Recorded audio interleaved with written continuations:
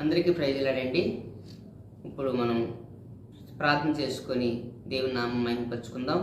అందరూ కళ్ళు మూసుకున్నట్లయితే ప్రార్థన చేసుకుందాం. మహాపరిశుద్ధమైన తండ్రి, జీవగల దేవ, కృపగల తండ్రి, నా ప్రభా నీ నామమునకు వందనాలు తండ్రి. ఉదయకాలం నుంచి ప్రభా తండ్రి సాయంకాలం సమయం వరకు నీ రెక్కల చాటును భద్రపరిచి ఈ రాత్రి వేళలో తండ్రి ఈ విధముగా ప్రభా నీ పాదాలకు వస్తున్నాం తండ్రి. కనికరించండి, కృపలు చూపించండి. స్తోత్రాలు తండ్రి. అయ్యా తండ్రి, పరిశుద్ధాత్మ అగ్ని మినిస్ట్రీస్ వారు ప్రభా తండ్రి నానా స్తోత్రాలు తండ్రి. నడీనికి వందనాలు తండ్రి. పాడుతున్న పాటల వరకు మయం పొందండి. స్తోత్రాలు తండ్రి. ఆరాధనలో ప్రభావ మయం పొందండి. అది స్తోత్రాలు తండ్రి. నా ప్రభా నీకు వందనాలు. అయ్యా నిలబెడ తండ్రి. నా ప్రభా అయ్యా నిలబెట్టుకుని ప్రభా వాడుకున్న విధానం బట్టి ప్రభు నీకు వందనాలు తండ్రి. అయ్యా నీ అభిషేకం కుమ్మరింపచేయండి. స్తోత్రాలు తండ్రి. నీ రేమావాకుతో బిడను అభిషేకించండి. స్తోత్రాలు తండ్రి. వింటున్న ప్రజలందరినీ ప్రభా తండ్రి దీవించండి, ఆశీర్వదించండి. నీ మహిమతో శక్తితో ప్రభా ఎత్తిపట్టుకుని స్తోత్రాలు తండ్రి. వందనాలు అయ్యా తండ్రి. వారికి కావలసినట్టు ప్రభా ప్రతి ఒక్క ఆశీర్వాదములు ప్రభా మెండుగా కుమ్మరింపచేస్తారని ప్రభు రక్షకుడు యేసయ్య నామములో మిక్కిలి వినయముతో బ్రతుకులాడు వేడుకొని ప్రార్థిస్తున్నాను తండ్రి. ఆమేన్, ఆమేన్, ఆమేన్. దేవుని నామ స్తోత్రం. ఇప్పుడు పాట పాడుకొని దేవుని నామం మహిమపరుచుకుందాం. హల్లెలూయా. దేవుని నామానికి వందనాలు. మనం పాటలు పాడుకొని దేవుని నామాన్ని మహిమపరుద్దాం. ప్రాణం పెట్టిన వాడా అందమైన దైవమా,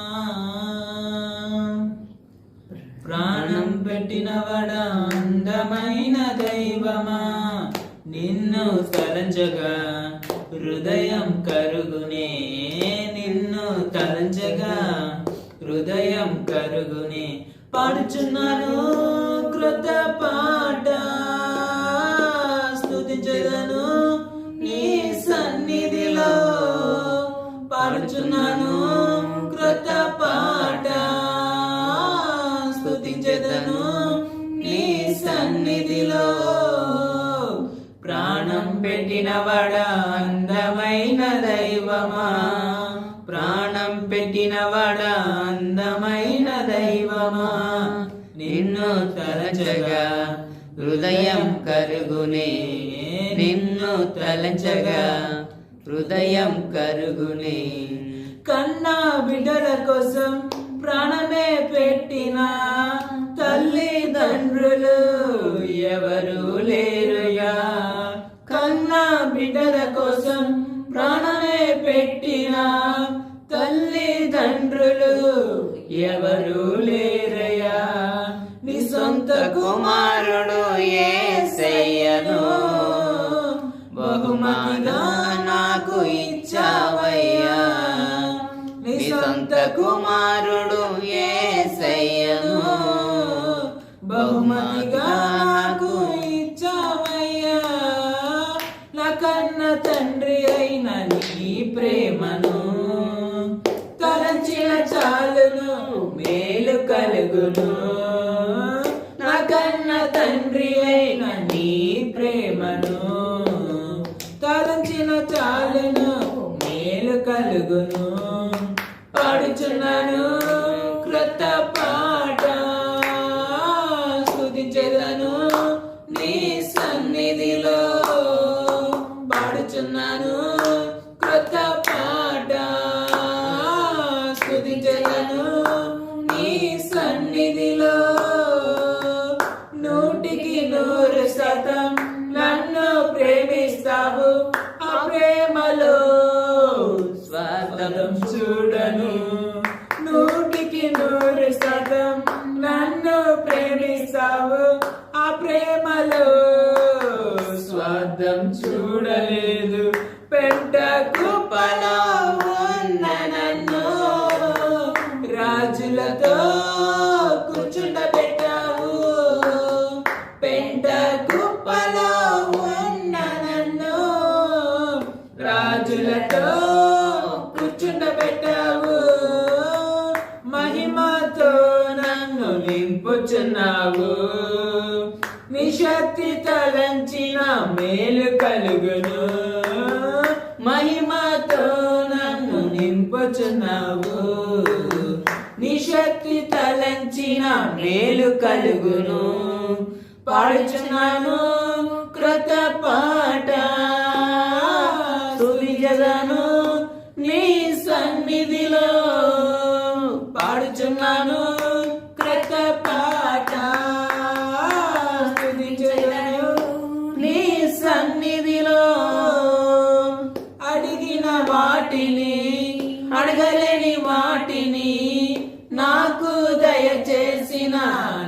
మంచి తండ్రివే.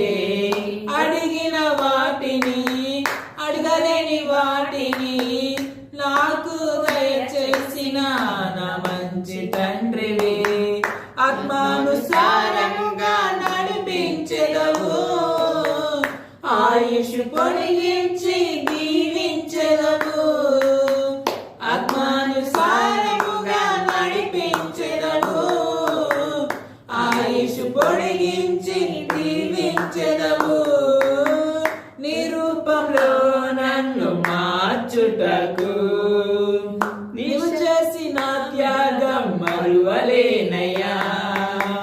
నీ రూపంలో నన్ను మార్చుటకు నీవు చేసిన త్యాగం మరువలేనయ్యా. పాడుచున్నాను క్రొత్త పాట, స్తుతించెదను నీ సన్నిధిలో. పాడుచున్నాను క్రొత్త పాట, స్తుతించెదను నీ సన్నిధిలో. ప్రాణం పెట్టినవాడా అందమైన దైవమా, ప్రాణం పెట్టినవాడా అందమైన దైవమా. నిన్ను తలంచగా హృదయం కరుగునే, నిన్ను తలంచగా హృదయం కరుగునే. పాడుచున్నాను క్రొత్త పాట, స్తుతించెదను నీ సన్నిధిలో. పాడుచున్నాను క్రొత్త పాట, స్తుతించెదను నీ సన్నిధిలో. Praise lord.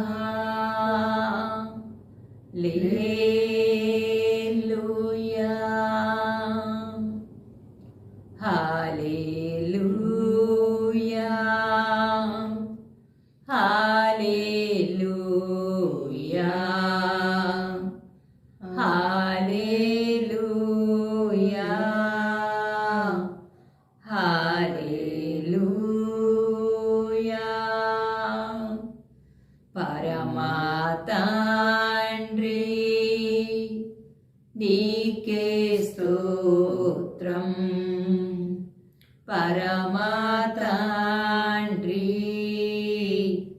నీకే స్తోత్రం. యేసు ప్రభువా నీకే స్తోత్రం, యేసు ప్రభువా నీకే స్తోత్రం. పరిశుద్ధాత్మా నీకే స్తోత్రం, పరిశుద్ధాత్మా నీకే స్తోత్రం.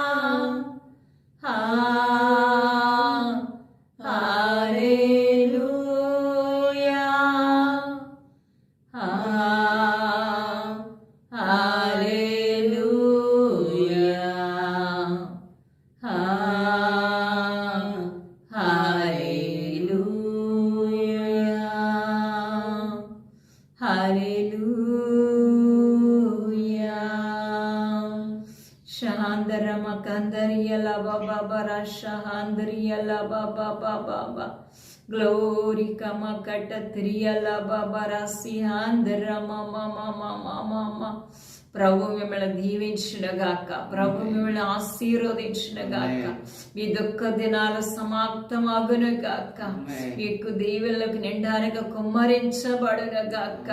యేసు నామములో మీకున్నటువంటి ప్రతి క్రియ, ప్రతి అవమానం, ప్రతి నింద యేసు నామములో కొట్టివేయబడును గాక. దేవుడి ఆశీర్వాదాలు కుమ్మరించబడును గాక. తండ్రి నీకు వందనాలు, స్తోత్రాలు చెల్లిస్తున్నాం. వాక్యంలో మీరే ఉండి నడిపించి మీరు మాతో మాట్లాడి దీవించమని యేసు నామమున అడిగి వేడుకుంటున్నాము తండ్రి. ప్రైజ్ లార్డ్ అండి. అందరికీ నా హృదయపూర్వకమైన వందనాలు చెల్లిస్తున్నాం. ఇదే నా ప్రభు మనకి ఇచ్చినటువంటి వాక్యాన్ని మనం చూసుకొని దేవుని వాక్యం మనం చూద్దామండి.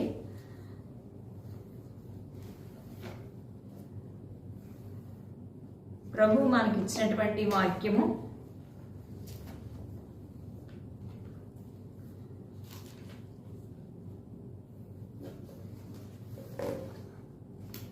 రోమీయులు రాసిన పత్రిక 1వ అధ్యాయము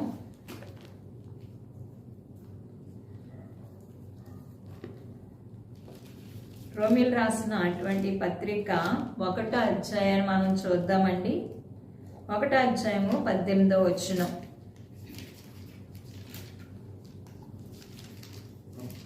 సిలువను గూర్చిన వార్త నశించుచున్న వారికి వెర్రితనము గాని, రక్షింపబడుచున్న మనకు దేవుని శక్తి.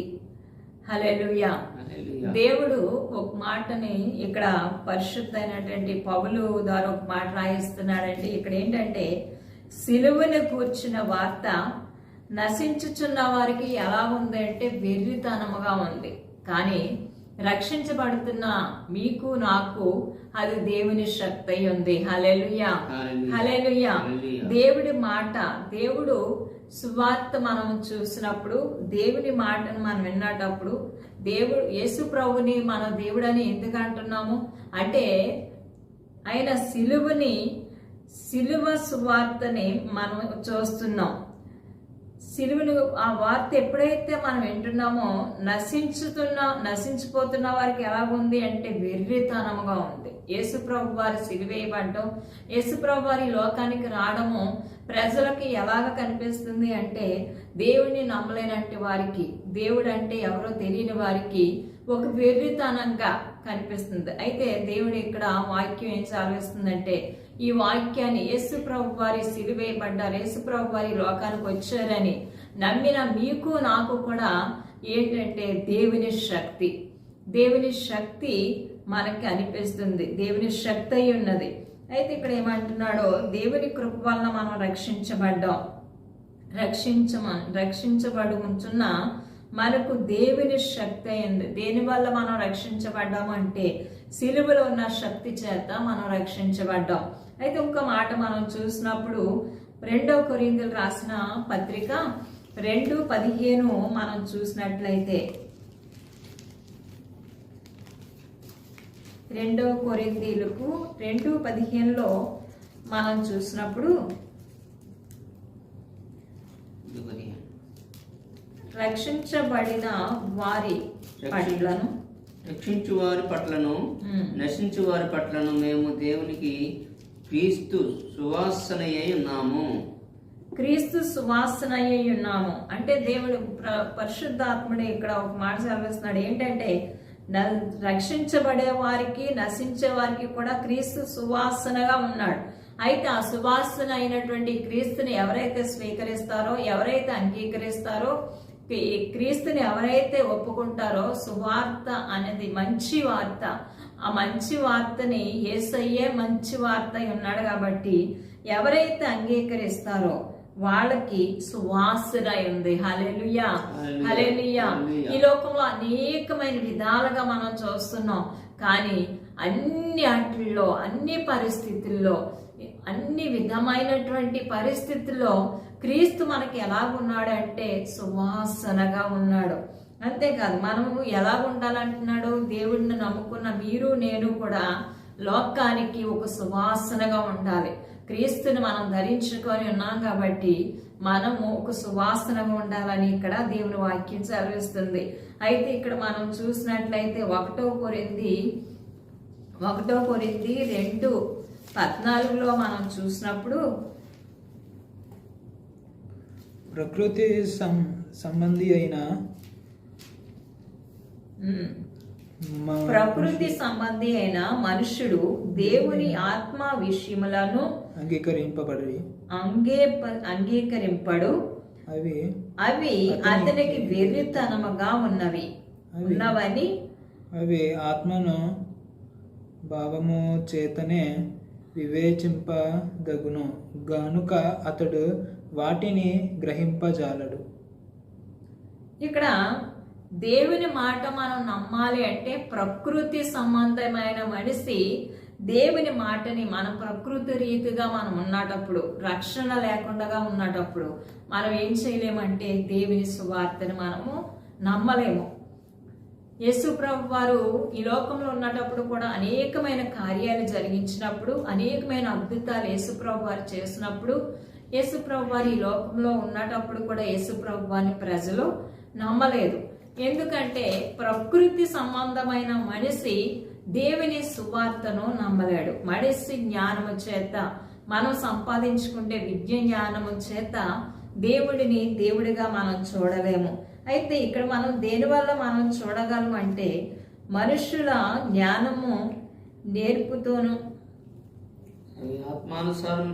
ప్రకృతి సంబంధమైన మనుష్యుడు దేవుని ఆత్మ విషయములను అంగీకరింపడు. దేవుడు ఏ విధంగా చెప్తున్నాడంటే ఆత్మ విషయములు దేవుని ఆత్మ చేత బోధించబడినప్పుడు మనం శరీరానుసారమైన మనస్సుతో ఏం చేయలేమంటే దేవుని దేవుడిగా మనము అంగీకరించలేము.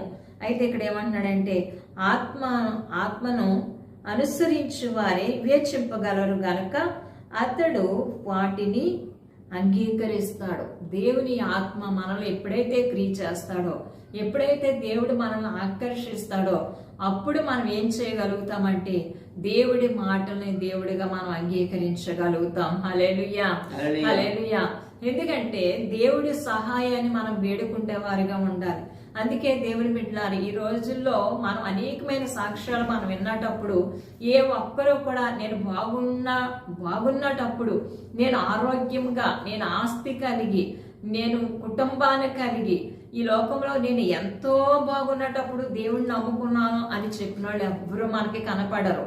ఎందుకు అంటే ఎన్ని లేనప్పుడు, అనారోగ్యం వచ్చినప్పుడు, ఆస్తి పోయినప్పుడు, ఏదో కష్టం వచ్చినప్పుడు ఆ వ్యక్తి ఏం చేయడానికి మొదలు పెడతాడంటే నన్ను రక్షించే వాళ్ళు నాకు కావాలి అని మొదలుపెట్టి ఆ వెతికినప్పుడు ఆ కష్టంలోంచి బయటికి రావడానికి నిజమైన బాధతో, నిజమైన భారముతో ఆ వ్యక్తి ఎవరు నన్ను బయటికి తీసుకొస్తారని వెతికినప్పుడు అతడు ఏం చేస్తాడంటే శరీరానుసారమైన మనస్సుని విడిచిపెట్టి ఆత్మానుసారమైన మనస్సుకి చోటిస్తాడు. హల్లెలూయా, హల్లెలూయా. అలా ఎప్పుడైతే ఆత్మానుసారమైన మనస్సుకి చోటిచ్చాడో అప్పుడు నిజమైన దేవుణ్ణి కనుగొనగలుగుతాడు, నిజమైన దేవుణ్ణి కనుగొనగలుగుతాడు. ఎందుకంటే ఏ పరిస్థితిలో మనం ఉన్నా, ఏ స్థితిలో మనం ఉన్నా అన్ని పరిస్థితులకి సరిపోయినటువంటి దేవుడు యేసు ప్రభువారు. అందుకనేసే మానవుడు ఏం చేస్తాడంటే ఎప్పుడైతే మానవ స్వభావాన్ని విడిచిపెట్టి దైవత్వం కలిగినటువంటి ఆత్మలోనికి మానవుడు వెతుకుటప్పుడు నేను దైవత్వం కలిగిన మనసుతో నేను ఎదుగుతున్నానని ఎవ్వరూ గ్రహించరు. కానీ ఆతృత, ఈ కష్టంలోంచి నేను బయటపడాలి, ఈ బాధల నుంచి నేను బయటపడాలి, లేదా ఈ రోగము నుండి నేను బయటపడాలి అన్న భయముతో, ఆందోళనతో, ఆతృతతో ఎప్పుడైతే వెతకడం మొదలు పెడతాడో అప్పుడు మానవ మనస్సును విడిచిపెట్టి దైవత్వాన్ని ధరించుకుంటాడు. అప్పుడు సువార్తను నమ్మగలుగుతాడు, అప్పుడు యేసు ప్రభు దగ్గరికి రాగలుగుతాడు. అందుకే అంటే ఈ కష్టాలన్నీ దేవుడు నేను నమ్ముకోవడానికే పెడతాడా అంటే అస్సలు కానే కాదు. దేవుని బిడ్డలారా, దేవుడు ఎప్పుడు మీరు కష్టపడడం, మనం శ్రమ పడటమో, మనం బాధపడటమో చూడాలని దేవుడు ఉద్దేశం కానే కాదు.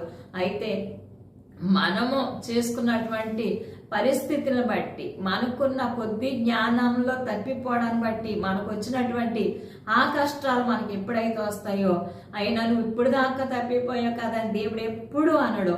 అయితే దేవుడు ఏమంటాడంటే, నీ కష్టం నుండి నేను తప్పగా నేను విడిపిస్తాను అంటాడు. ఆ టైంలో మనం ఎప్పుడైతే దేవుడిని వెతుకుతామో దేవుడు ఏం చేస్తాడంటే, అప్పుడు మనకి దైవత్వం కలిగిన మనస్సు వచ్చి దేవుడి సువార్తను మనం అంగీకరిస్తాం. హల్లెలూయా, హల్లెలూయా. ప్రతి ఒక్కరిని చేసేది అదే. అయితే దేవుడు ఒక మాట చెప్తున్నాడు, ఏంటి అంటే, నీకు ఎన్ని ఉన్నా నన్ను నువ్వు వెతికినట్లయితే నిన్ను నేను దీవిస్తాను అంటున్నాడు. దేవుడిని మనం అంగీకరించాలంటే మనకు ఏం కావాలంటే, దేవుని ఆత్మ కలిగి మనం జీవించాలి. దేవుని ఆత్మను మనం ఆశ్రయించాలి. పరిశుద్ధాత్మను ఎప్పుడైతే మనం ఆశ్రయిస్తామో దేవుని వాక్యమును, దేవుని మంచి మాటలను, దేవుడు ఇచ్చే ఆశీర్వాదాలని పొందుకోవడానికి మనం ఎంతగానో ఎదురుకెళ్తాం, మనం అర్థం చేసుకుంటాం. అవి పొందుకోవడానికి, మనం స్వీకరించడానికి మన హృదయం అంగీకరిస్తుంది. అయితే దేవుడు ఇక్కడ ఏమంటున్నాడంటే, ఇంకొక మాట మనం చూసినప్పుడు 2 కొరింథీలకు 4:3-4లో చూస్తే దేవుడు ఇక్కడ ఒక మాట చదివిస్తున్నాడు. ఈ సువార్త మరుగు చేయబడిన ఎడల నశించుచున్న వారి విషయములోనే మరుగు చేయబడి ఉన్నది. నశించుచున్న వారి విషయంలోనే మరుగు చేయబడి ఉన్నది. హల్లెలూయా. మా సువార్త మరుగు చేయబడిన ఎడల నశించు వారి విషయంలోనే మరుగు చేయబడి ఉన్నది. దేవుని స్వరూపి అయిన క్రీస్తు మహిమను కనుపరుచు సువార్త ప్రకాశము వారికి ఆకర్షింపకుండా ఆకర్షింప నిమిత్తము ఈ యుగ సంబంధమైన దేవత అవిశ్వాసులైన వారి మనోనేత్రములకు గ్రుడ్డితనము కలగచేసెను. హల్లెలూయా, హల్లెలూయా. దేవుడు సిలువ వేయబడ్డాడండి. దేవుడు ఎంత రక్తం కార్చాడు, ప్రాణం పెట్టాడు, మంచిగా దేవుడు మనల్ని బాగు చేస్తాడు అని ఎంతో మంది సేవకులు ఈ రోజుల్లో ప్రకటిస్తున్నారు. అయితే ప్రజలు అనేక మంది ఎందుకు దేవుడిని నమ్మలేకపోతున్నారు, దేవుడిగా ఒప్పుకోలేకపోతున్నారంటే, ఇహలోక దేవత కనులకు ఏం చేస్తుంది అంటే గ్రుడ్డితనము కలగచేస్తుంది. హల్లెలూయా, హల్లెలూయా.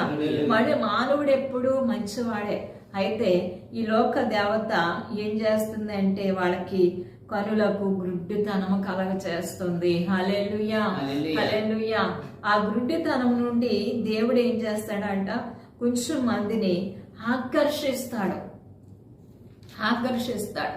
ఎవరైతే తల్లి తండ్రి చెప్పిన మాట వింటారో వాళ్ళకి ఎక్కువగా, ఆ బిడ్డలకి ఎక్కువగా చెప్పడానికి తల్లి తండ్రి ఇష్టపడతారు. వాళ్ళు ఎక్కువగా బాగుపడాలని ఇష్టపడతారు.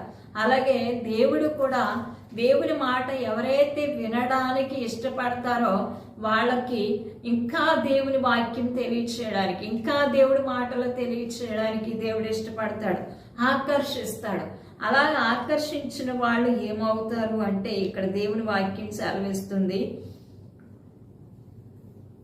ఏమవుతారంటే దేవుని స్వరూపి అయి ఉన్న క్రీస్తు మహిమను కనపరుచు సువార్త. క్రీస్తు మహిమను కనపరిచేదే సువార్త. హల్లెలూయా, హల్లెలూయా. ఇక్కడ ఏమంటున్నాడంటే, అవిశ్వాసులైన మనోనేత్రములు, అవిశ్వాసులు వాక్యం ఎంతోగానే వింటారు, అన్ని తెలుసు. యేసుప్రభు కోసం ఒక మాట చెప్తామమ్మా అని అన్నాం అనుకోండి, వాళ్ళు ఏమంటారంటే, అయ్యో యేసుప్రభు వారు మాకు చిన్నప్పటి నుంచి తెలుసండి అంటారు. కానీ వాళ్ళు యేసుప్రభు వారిని నమ్మకుండగా వాళ్ళని అవిశ్వాసంలో ఏం చేసిందంటే, ఇహలోకటువంటి దేవత వాళ్ళ మనోనేత్రాలని గట్టిగా పట్టి ఉంచింది. హల్లెలూయా. ఎప్పుడైతే వాళ్ళ మనోనేత్రాలని పట్టించిందో వాళ్ళు ఏం చేస్తారంటే, దేవుని వాక్యము నమ్మడానికి ఇష్టపడరు. దేవుని వాక్యం నమ్మడానికి ఇష్టపడరు. ఎందుకంటే వెలుగు వస్తే చీకటి పోవాలి, వెలుగు వస్తే చీకటి ఖచ్చితంగా పోతుంది. పగలొస్తే రాత్రి ఉండదు. ఎందుకంటే సూర్యుడు ఎప్పుడైతే వచ్చాడో చీకటి ఉండదు. అలాగే దేవుని వాక్యం ఎప్పుడైతే హృదయంలోకి వెళ్ళిందో ఆ అంధకార దేవత తొలగిపోతుంది, హృదయ నేత్రాలు తెరవబడతాయి. అప్పుడు తెరవబడినప్పుడే దేవుడు ఆత్మై ఉన్నాడు కాబట్టి ఆ పరిశుద్ధాత్ముడు బోధించే వాక్యము ఖచ్చితంగా మనకి ఏమవుతుందంటే అర్థమవుతుంది. హల్లెలూయా, హల్లెలూయా. నిజము నిజముగా అప్పుడు మాత్రమే మనం ఒప్పుకోగలుగుతాం. అందుకే ఇక్కడ ఏమంటున్నాడంటే సువాసనగా దేవుడు మనకి ఉంటాడు అంటున్నాడు. అంతేకాదు, మనం ఇక్కడ ఇంకో మాట మనం చూసినప్పుడు ఇంకో మాట ఏం సెలవిస్తున్నాడు అంటే 15:2 అపోస్తుల కార్యములు 2:47 ఒక మాట చెప్తాడు చూడండి. అపోస్తుల కార్యములు 2:47 ఆనందముతోనూ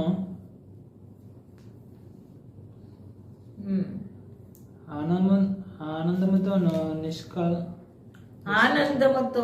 నిష్కపటమైన హృదయముతోను ఆహారము పుచ్చుకొనుచుండిరి. మరియు ప్రభు రక్షణ పొందుచున్న వారిని అనుదినము వారితో చేర్చుచుండెను. హల్లెలూయా. దేవుడు శుభవార్తను మనం నమ్మినప్పుడు, యేసు ప్రభు వారిని మనం నమ్మినప్పుడు మన హృదయంలోకి ఏమొస్తుంది అంటే ఆనందం వస్తుంది. హల్లెలూయా. అంధకారం తొలగి ఆనందం వస్తుంది. ఆనందం వచ్చినప్పుడు మనం ఏం చేస్తామంటే ఆనందముతోను నిష్కపటమైన హృదయముతోను, నిష్కపటమైన హృదయం అంటే మంచి మనస్సు, అందరూ బాగోవాలి, అందరూ క్షేమంగా ఉండాలి, అందరూ ఆరోగ్యంగా ఉండాలి అనే మనస్సు మనకి ఎప్పుడు వస్తుంది అంటే యేసు ప్రభు వారు మన హృదయంలోనికి వచ్చినప్పుడు వస్తుంది. మన హృదయంలోనికి యేసు ప్రభు వారు ఎప్పుడైతే వస్తారో ఆయన అందరి కొరకే కదా బలి అయ్యారు, ఆ మనస్సే మనకి వస్తుంది. అయితే ఇక్కడ ఒక మాట ఏం చెప్తున్నాడంటే దేవుడిని నమ్ముకుంటే మొదటగా వచ్చేది మన హృదయంలోకి ఏంటి అంటే ఆనందం వస్తుంది. ఆనందముతో నింపుతాడంట. ఆనందముతోనూ నిష్కపటమైన హృదయముతోనూ ఆహారము పుచ్చుకొనుచుండిరి. మరియు ప్రభు రక్షణ పొందుచున్న వారిని అనుదినము వారితో చేర్చబడెను. అనుదినము చేర్చబడతారంట. క్రైస్తవులుగా అంటే క్రైస్తవుడు అంటే దేవుడిని తెలుసుకున్నవాడు అని. ఇది ఒక మతమో ఒక బోధో ఒక విధానమో కాదు, దేవుడి మార్గంలో నడిచేవాడని అర్థం. క్రైస్తవుడు అంటే దేవుడి మార్గంలో నడిచేవాడని అర్థం. క్రైస్తవుడు అంటే నిజాన్ని తెలుసుకున్నవాడని అర్థం. దాన్ని దేవుడు ఆనందముతో నింపుతానంటున్నాడు. అనుదినము చేర్చబడతారు అంటున్నాడు. ఎందుకంటే అనుదినము దేవుణ్ణి స్తుతించాలనేదే దేవుడి ప్రణాళిక ఉన్నది. అయితే ఇక్కడ మనం చాలా విషయాల్లో చాలా మాటలు వింటూ ఉంటాం.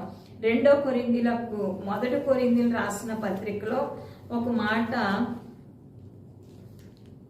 1 కొరింథీ 2:2 మనం చూసినప్పుడు నేను యేసుక్రీస్తును అనగా సిలువ వేయబడిన యేసుక్రీస్తును తప్ప మరి దేనిని మీ మధ్య నేరుగా కుందునని నిశ్చయించుకొంటిని.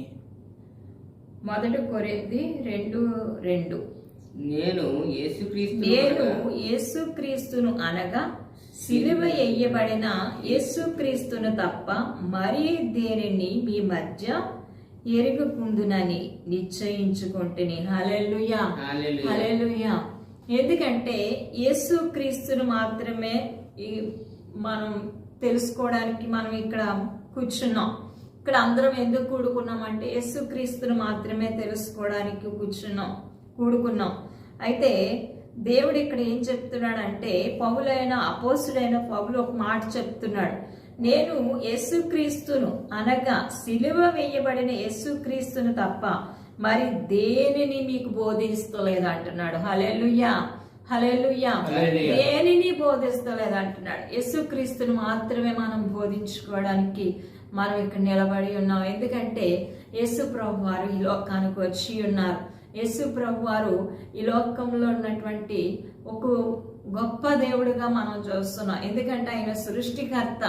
ఆయనకి మనం ఏమేదో అనుకుంటాం, ఇదేదో అనుకుంటాం, కానీ దేవుడు ఒక మాట మనం ఇక్కడ మరలా మనం మొదట చదివినటువంటి కొరింథీలకు రాసిన పత్రిక 1వ అధ్యాయము 18వ వచనం దగ్గరికి మనం వచ్చినట్లయితే ఇక్కడ ఒక మాట సెలవిస్తాడు. ఏంటంటే 23వ వచనాన్ని మనం చూస్తే, అయితే మేము సిలువ వేయబడిన యేసును ప్రకటించుచున్నాము. సిలువ వేయబడిన యేసును, ఇక్కడ ఇందులో బైబిలు సమస్తము సత్యమై ఉన్నది. యేసు ప్రభు వారిని సిలువ వేయబడ్డారు. ఎందుకు సిలువ వేయబడ్డాడు యేసు ప్రభు వారు అని మనం ఆలోచించినట్లయితే, ఈ లోకంలోకి అనేకమైన విధానమైనటువంటి సృష్టి ఆరంభము కానించి ఉన్నటువంటి సమస్త పాపము నుండి దేవుడు విడుదల చేయాలనే ఉద్దేశంతో ఈ లోకానికి వచ్చి సిలువేయబడ్డాడు. ఆ సిలువేసినప్పుడు కూడా అనేకమైన ఇబ్బందులు ఎదుర్కొన్నప్పటికీ దేవుడు ఎందు నిమిత్తం ఇక్కడ వచ్చాడో ఆ యేసుని మాత్రమే ఇక్కడ ప్రకటించబడడం జరుగుతుంది. అయితే దేవుడు ఇంకొక మాట మనం కింద చూసినట్లయితే ఇంకా ఏమంటాడో మనం చూద్దాం. ఆయన యూదులకు ఆటంకముగాను అన్ని జనులకు వెర్రితనముగాను ఉన్నాడు. హల్లెలూయా. యూదులకు ఆటంకంగా ఉన్నాడన్న. ఎందుకు యూదులకు ఆటంకంగా ఉన్నాడని వాక్యం సెలవిస్తుంది. ఎందుకు అపోస్తలుడైన పౌలు ఎలా రాశారు అంటే, యూదులు ఆ కాలంలో ఉన్నటువంటి యూదులు యేసుప్రభు వారు ఎక్కడికి వెళ్ళి చనిపోయిన వాళ్ళు యేసుప్రభు వారు లేపినట్టుగా మనం బైబిల్లో చూస్తాం. అనేకమైన రోగులను బాగు చేసినట్లు చూస్తాం. అనేకమైనటువంటి గుడ్డి వారికి కళ్ళు ఇవ్వడం, 2 చేపలు 5 రొట్టెలు 5,000 మందికి పైగా పంచడం, ఇలాంటి అద్భుతాలు మన అనేకమైన యేసుప్రభు వారు చేస్తూ ఉన్నప్పుడు యూదులకు అభ్యంతరం కలిగిందంట. ఎందుకు అభ్యంతరం కలిగిందంటే, యూదులు బాల్యం నుండి దేవుడి విషయాలు తెలిసిన వారు, దేవుడి గ్రంథం తెలిసిన వారు, వాళ్ళు యెహోవాని నమ్మినటువంటి ప్రజలు. అయితే యేసుప్రభు వారిని దేవుడిగా వాళ్ళు అంగీకరించలేకపోయారు. వాళ్ళకి అద్భుతాలు కనపరచమన్నాడు. ఆ అద్భుతాలే కదా మేము ఎన్న అద్భుతాలు కదా, మేము చూసిన అద్భుతాలు కదా అని వాళ్ళు సరిపెట్టుకోలేరు. అందుకనేసి వాళ్ళకి అభ్యంతరంగా అనిపించింది. అయితే ఈ రోజుల్లో అనేకమైన అన్ని జనులకు కూడా ఏమై అనిపిస్తుందంటే అభ్యంతరకరంగా ఉంటుంది. హల్లెలూయా, హల్లెలూయా. ఎందుకు అన్ని జనులకు కూడా అభ్యంతరకరంగా ఉంటుందంటే, ఇది సత్యం. ఇది యేసు ప్రభు వారు సిలువేయబడ్డారన్న మాట సత్యం. ఆయన తిరిగి లేచారన్న మాట సత్యం. అయితే ఈ లోక దేవత హృదయాలకి గుడ్డితనం కలగచేయడాన్ని, సత్యమేంటో తెలియక ప్రజలు ఏం చేస్తున్నారంటే ఆటంకంగా, అభ్యంతరంగా యేసు ప్రభు వారి సువార్తని అభ్యంతరంగా అనుకుంటున్నారు. అందుకే వాళ్ళు అభ్యంతరం పడడానికి కారణం. ఎందుకంటే ఇది ఒక మతమో, ఇది ఒక పాపముగాను అనుకుంటున్నారు. యేసు ప్రభు వారు ఆయన పుణ్యాత్ముడు, ఆయన మహాదేవుడు, ఆయన శక్తిమంతుడు. అయితే ఇక్కడ ఏమంటున్నాడంటే అన్యులు కూడా అభ్యంతరకరంగా అనుకుంటున్నారు. అయితే ఇక్కడ దేవుడు ఒక మాట సెలవిస్తున్నాడు. మనం ఇంకా కిందకి చూసినట్లయితే ఇక్కడ అంటున్నాడు, సిలువేయబడిన వారు క్రీస్తును దేవుని శక్తియును, ఆయన యూదులకు ఆటంకముగాను అన్ని జనులకు వెర్రితనముగాను. అన్ని జనులకు సువార్త ఎలాగ ఉందంటే వెర్రితనముగా ఉంది. వెర్రితనము అంటే వీళ్ళకి ఏమీ పని పాటు లేక ఇదో ఉద్యోగమేమో ఇలా ప్రకటించడం అనుకుంటున్నారు. వెర్రితనంగా ఉంది. అయితే ఇక్కడ ఒక మాట ఏం చదివిస్తున్నాడో మనం ఇంకా కిందకు చూసినట్లయితే, యూదులకేమి గ్రీసు దేశస్తులకేమి సిలువబడిన వారికి క్రీస్తు, పిలువబడిన వారికే క్రీస్తు దేవుని శక్తియు దేవుని జ్ఞానమై ఉన్నాడు. హల్లెలూయా. యూదులకేమి గ్రీకు దేశస్తులకేమి అన్ని జనులకేమి ఎవరికైనా సరే ఆయన ఎలాగున్నాడు అంటే పిలువబడిన వారికి దేవుడు జ్ఞానమై ఉన్నాడు. హల్లెలూయా, హల్లెలూయా. ఒక యవనస్తుడి మనం చూసినట్లయితే నువ్వు ఆ మార్గంలో నడవకు, తను ఏదో ఒక మార్గంలో వెళ్తాడు, పరాయి మార్గంలో ఒక ప్రేమ అది ఇది అనుకొని ఒక అమ్మాయి వెనకాల పడినప్పుడు తల్లిదండ్రులు ఏమంటారు, అమ్మాయి వెనకాల నువ్వు పడొద్దురా, మంచిది కాదు అంటారు. అది వాడికి ఏమనిపిస్తుంది అంటే వీళ్ళ చెప్పేదంతా వెర్రితనము, వీళ్ళకి ఏమీ తెలియదు అనుకుంటాడు.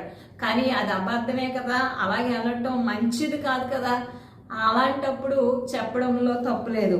అయితే ఇక్కడ కూడా అది ఎంత ఇదమైందో, ఒక తాగుబోతుడిని తాగకూడదు అని చెప్పడం ఎంత ఇదమైందో ఇక్కడ దేవుడు కూడా ఏమంటున్నాడంటే, మీరు ఆకర్షించబడితే దేవుడిని ఎవరైతే సత్యాన్ని నమ్ముతారో, తాగితే రోగాలు వస్తాయని చెప్పినప్పుడు ఆ తాగుడు మానేసి ఆ రోగం నుండి ఎవరైతే విడిపించబడటానికి ఇష్టపడతారో, ఎవరైతే యవనస్తుడు చెడు మార్గముని విడిచి ఎదరకొచ్చి బాగుపడడానికి ఇష్టపడితే వాళ్ళకి ఎంత మేలు కలుగుతాదో, అలాగే దేవుడు సువార్త, మంచి వార్త, దేవుడు శిలువ మీద వేలాడాడన్నా, దేవుడు శిలువ మీద ప్రాణం పెట్టాడు, దేవుడు తిరిగి లేచాడు అన్న వార్త చెప్పినప్పుడు ఎవరైతే వింటారో వాళ్ళకి కూడా అంతే మంచి జరుగుతుంది.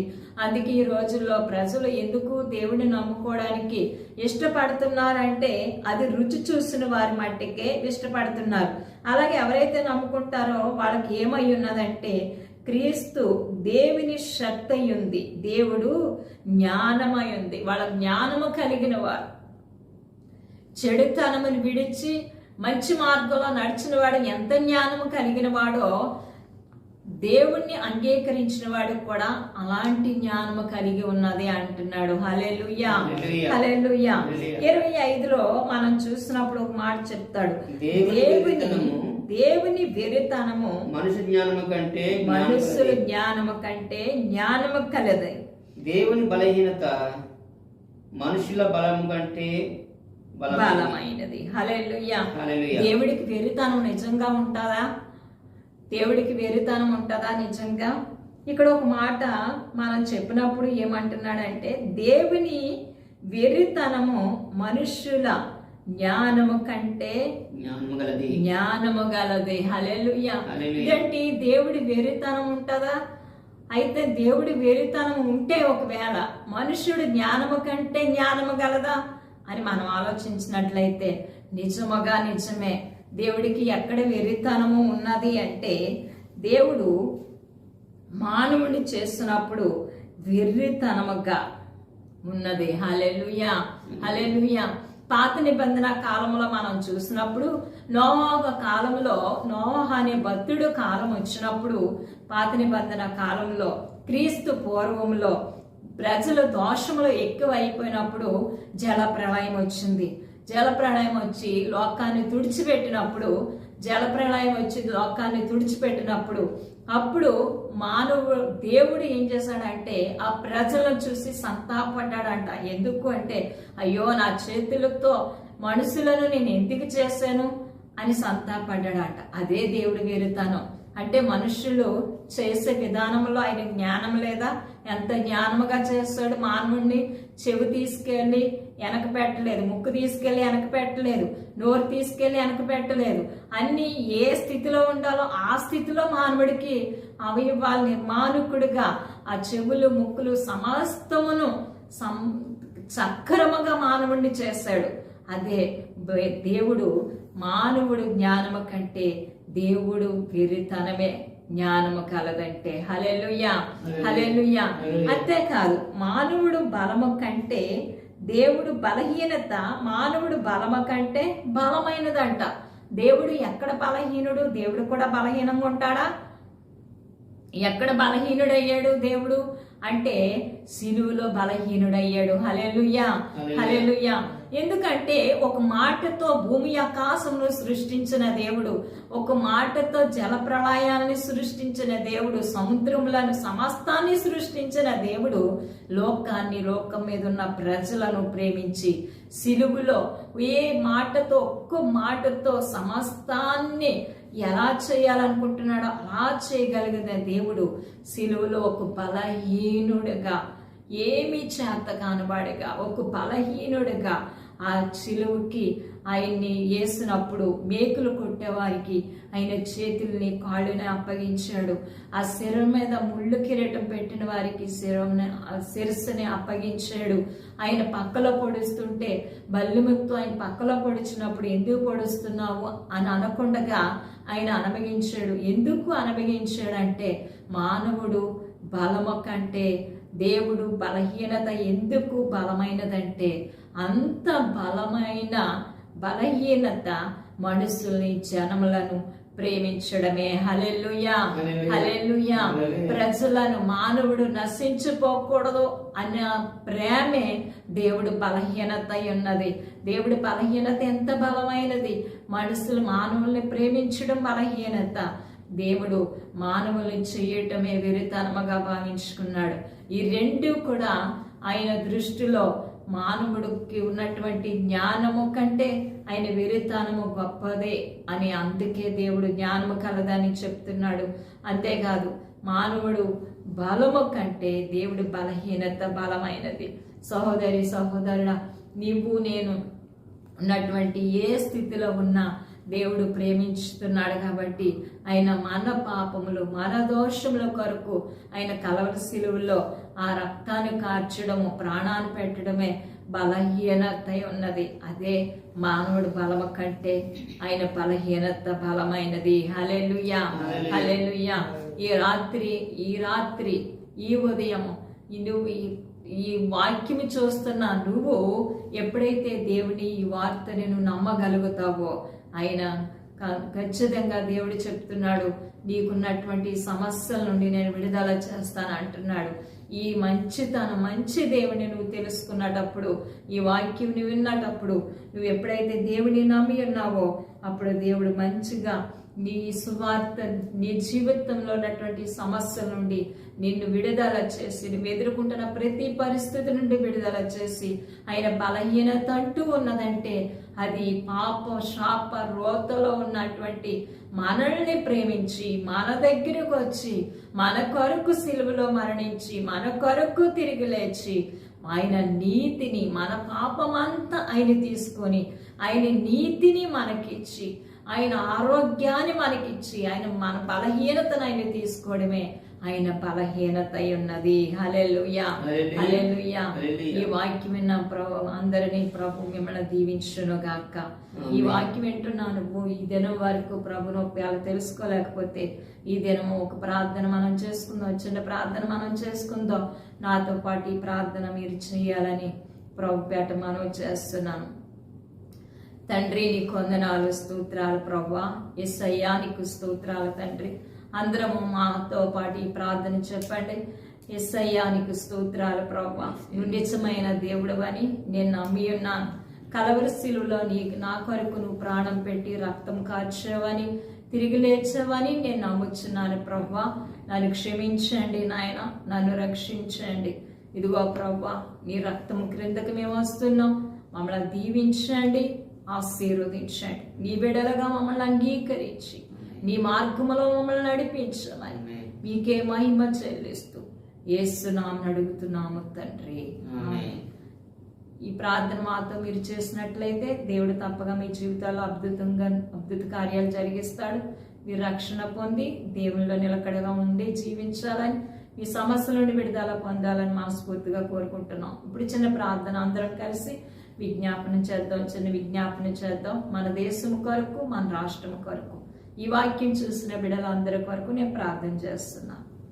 స్తోత్రాలు తండ్రి, స్తోత్రాలు ప్రభువా. పరిశుద్ధాత్ముడా నీకు వందనాలు, స్తోత్రాలు చెల్లిస్తున్నాం తండ్రి. నీకు లెక్కలేని కృతజ్ఞతాస్తుతులు, స్తోత్రాలు ప్రభువా. ఈ వాక్యం విన్న ప్రతి ఒక్క బిడ్డని యేసు నామములో దీవించమని ప్రార్థిస్తున్నాం. ఆశీర్వదించండి నాయన, బలపరచమని ప్రార్థిస్తున్నాం. బాబా తండ్రి నీకు స్తోత్రాలు, వందనాలు, స్తోత్రాలు తండ్రి. కృతజ్ఞతల ప్రభా యేసయ్యా నీకు మహిమ కలుగును గాక. తండ్రి నీకు స్తోత్రాలు వందనాలు చెల్లిస్తున్నాం. వాక్యం నాని బిడ్డలందరినీ దీవించండి ప్రభా. ఎవరు ఏ ఇబ్బందులతో ఉన్నారో యేసు నామములో ప్రతి ఇబ్బందులు తొలగిపోవును గాక, ప్రతి సమస్య తొలగిపోవును గాక.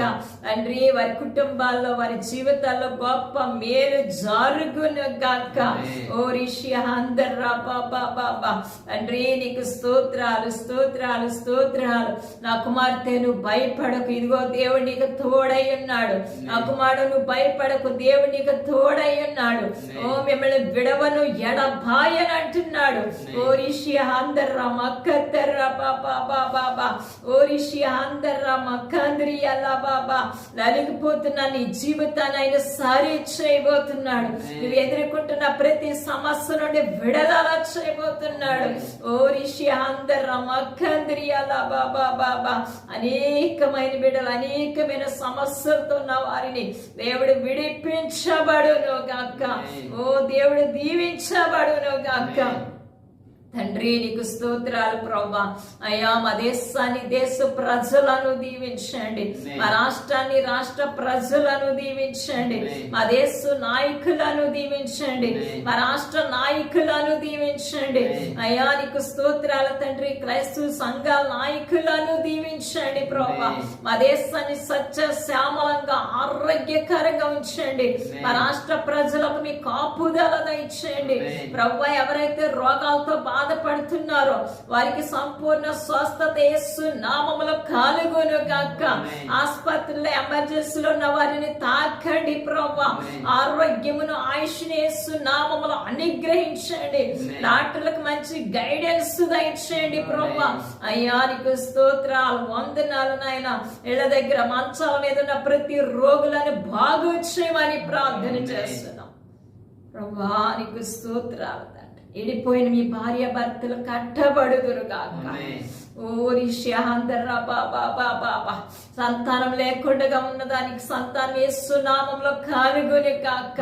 వివాహాల వయసుకు వచ్చిన నీ బిడ్డలకు వివాహాలు యేసు నామములో నీ ఆయన చిత్తంలో ఉన్న పిల్లలను తీసుకొచ్చి జతపరచబడుదురు గాక.